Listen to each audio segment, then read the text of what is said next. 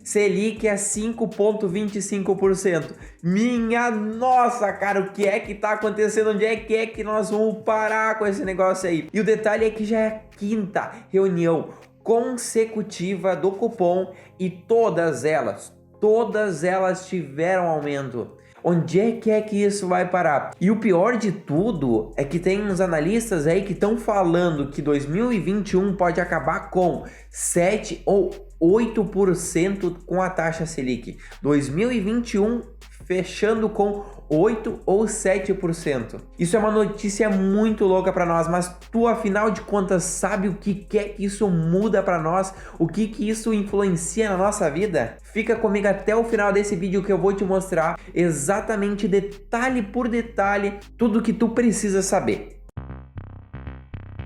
Notícia fresquinha saindo agora. E ó, é importantíssimo porque isso influencia na nossa vida como consumidor e também na nossa vida como investidor. E eu tenho certeza absoluta que se tu ligar a TV hoje, tu com certeza vai ver uma notícia referente a isso. Mas o pior é que nós talvez às vezes nem sabemos o porquê que aumenta a Selic, como funciona a Selic. Quando vê, às vezes nem sabemos o que é de fato essa Selic. Então vamos lá, vou te explicar. Com certeza, durante essa pandemia aqui, tu deve ter ouvido falar ou até percebido que quando você ia no mercado, os produtos que você consumia, que você comprava para o seu dia a dia, eles tiveram um boom, um aumento expressivo lá na prateleira do mercado. Ou, se porventura isso você não identificou, na mídia, na TV, você com certeza deve ter visto terem falado sobre o ferro teve um aumento expressivo, o plástico teve um aumento expressivo, e isso ocorreu justamente por conta da pandemia, o que fez com que os preços subissem de uma forma muito, mas muito maluca. Isso é apresentado principalmente por dois índices que talvez você já tenha ouvido falar aí,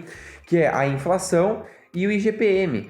Eu vou falar primeiro do IGPM. O IGPM ele é um índice, né, medido pela Fundação Getúlio Vargas e ele tem como parâmetro medir a inflação dos produtos de uma forma mais geral. Ele é utilizado para atualizar os aluguéis, né, dos imóveis e também muito utilizado para atualização de tarifas públicas dos governos. Então, assim, para nós termos uma ideia de quanto é que aumentou nos últimos 12 meses, eu trouxe um gráfico para mostrar o quanto durante esses 12 meses ele aumentou durante esse tempo todo, né? Então, durante os últimos 12 meses, teve uma média de 35% do aumento do IGPM. E isso, com certeza, é algo muito elevado e muito fora do normal, do que a gente já vinha vendo ultimamente. A inflação, em contrapartida, que é um índice medido diretamente pelo governo, ele também mostra um aumento de preços muito elevados em comparação ao que a gente tinha anteriormente nesses últimos anos aqui, desde 2016 para cá, né? Se a gente puxar um acumulado dos últimos 12 meses, a gente vai ver esse gráfico aqui, então.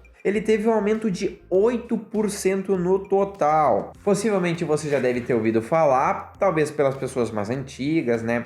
Ou talvez até pela escola mesmo. Aquela época lá, onde se você fosse no mercado de manhã para comprar um leite, possivelmente, se você fosse de noite para fazer a compra do mesmo leite, o valor provavelmente deve ter aumentado. Isso ocorre justamente por conta da inflação. Então, querendo ou não, é isso que a gente viu ultimamente nesses últimos meses aqui. Uma vez que se você fosse talvez hoje lá no mercado comprar o leite, talvez numa semana depois, se você fosse comprar o mesmo leite, muito provavelmente o leite já estaria com preço maior. Óbvio que isso aqui é um exemplo de um produto específico, mas pode ter ocorrido com outro produto dentro do mercado da mesma forma.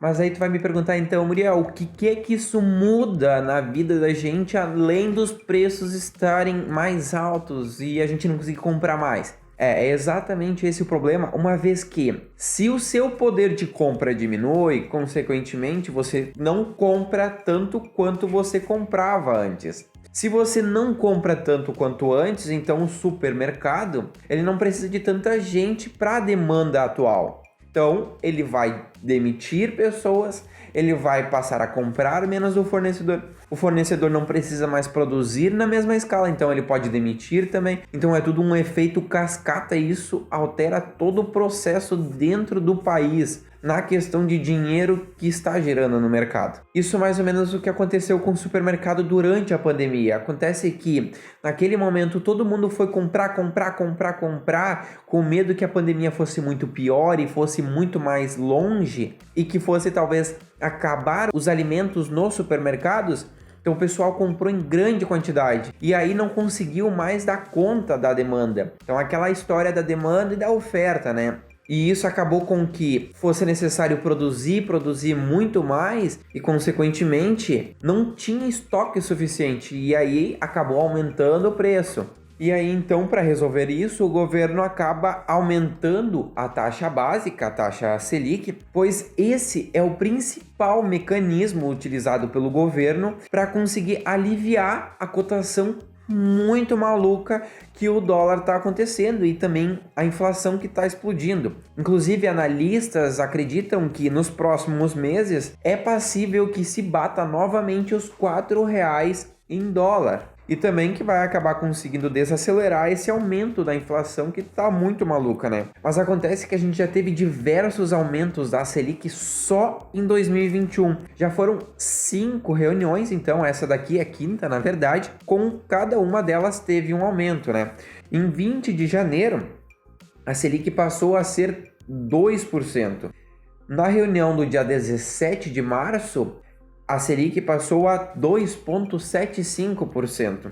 Em 5 de maio, a Selic passou a 3,5%. 16 de julho, a Selic passou a 4,25%. Então hoje, certo, dia 4 de agosto, ocorreu novamente a reunião do Copom, elevando novamente a Selic para 5,25%. E tem um detalhe ainda, o Copom ele tem mais 3 reuniões até o final do ano e isso pode fazer com que a Selic caia ou que ela suba, mas cair é algo muito improvável. Alguns analistas, inclusive, acreditam que 2021, lá em dezembro, eles vão aumentar novamente, depois dos outros aumentos, né? E a gente vai finalizar o ano com 7% da taxa Selic. Depois acredita-se, alguns analistas dizem que pode ser que em 2022 a gente permaneça com os 7% e as coisas começam a ficar mais tranquilas a partir dali. Mas o que eu não respondi ainda é o que é que isso, afinal de contas,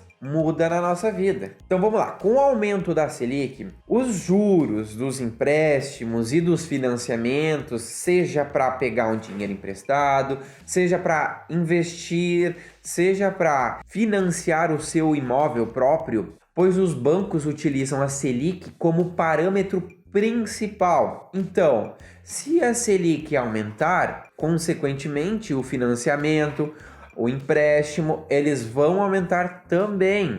E se a gente falar então de investimento, o Tesouro Direto, que tem diversos produtos do governo, né, de renda fixa, que pagam conforme a taxa Selic.